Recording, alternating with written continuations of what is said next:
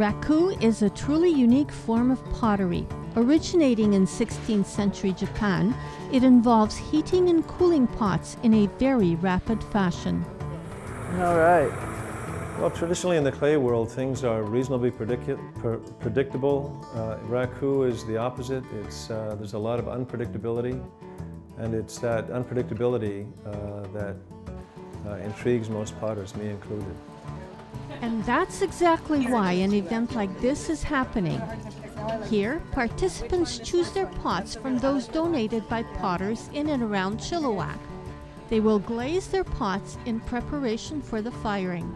What you're going to do is get your pot, put it like this, dip it in. Now you want this color? Yeah.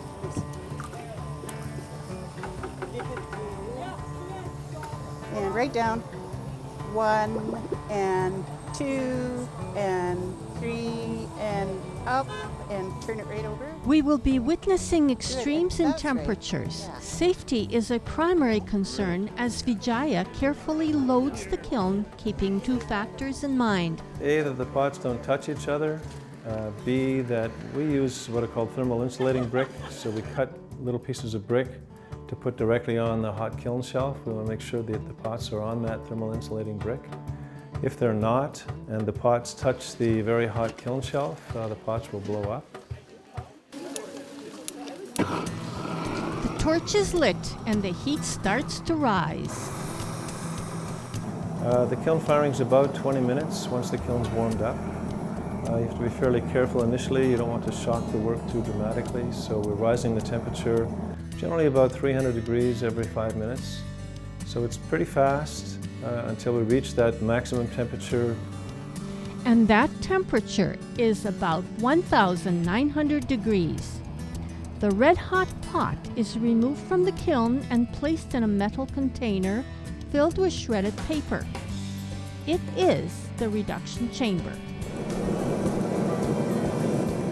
The combustion, which is happening in a sealed environment, pulls oxygen away from the glaze itself in a process we call reduction.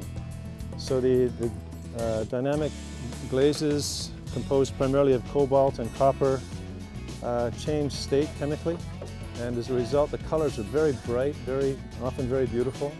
Finally, the steaming pot is washed with cold water to rinse everything off. Nice, beautiful. Very nice.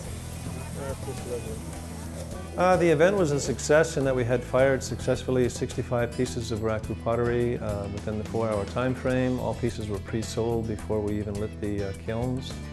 And the attendance was strong. My assessment was it was a good, solid event with great benefits to the Arts Council and to us, frankly, as well. In Chilliwack, I'm Marta Balahutrack for Go on Shaw TV.